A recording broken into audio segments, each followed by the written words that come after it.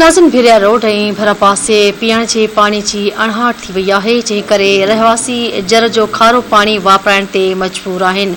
इन हवाले सां रिपोर्ट करे रहियो आहे उज़ैर चौहान। नाज़िन असां इन वक़्तु भिरिया रोड अलॻि नुसरत केनाल ते मौजूद आहियूं।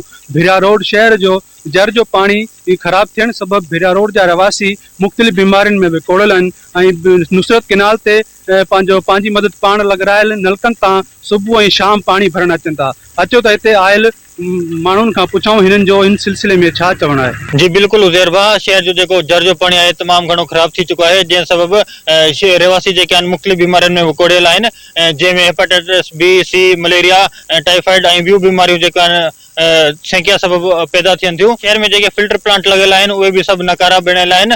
असां हुकूमत खे इहो मुतालबो कयूं था त महिरबानी करे शहर में जेके करोड़नि जी लागत फिल्टर प्लांट हणिया विया आहिनि उन्हनि खे फाल कयो वञे। वस वारनि खे रिक्वेस्ट आहे कि बराए महिरबानी असांखे को फिल्टर प्लांट ॾिनो वञे जीअं शहरी सुख जो साह खणी सघनि। असां 2 किलोमीटर जी तक़रीबन मार कयूं था पाणी जे लाइ। हिते को बि सहूलियत न आहे, हिते माण्हू मजबूर लॻा पिया आहिनि पाणी जे करे। महिरबानी कयो, गवर्नमेंट खे इतलाह था कयूं, इहो महिरबानी करे असांखे नलका हणाए ॾियो, मोटर हणाए ॾियो। असां पंहिंजो क़ीमती वक़्तु कढी कारोबारी माण्हू सुबुह शाम पाणी भरण अचूं था। मंझंदि जो पाणी हर माण्हू जी ज़रूरत आहे। असां गवर्नमेंट खे अपील कंदासीं त असांखे जेको आहे फिल्टर प्लांट हणी शहर जो पाणी साफ़ कयो वञे। पूरे एरिया में जेका आवाम असांजी रहे थी सख़्त खां सख़्त तकलीफ़ में मुब्तला आहे। असां इहो चवंदासीं त पूरे शहर में जेको आहे फिल्टर प्लांट लॻायो वञे ताकी माण्हू बीमारियुनि खां बची सघनि।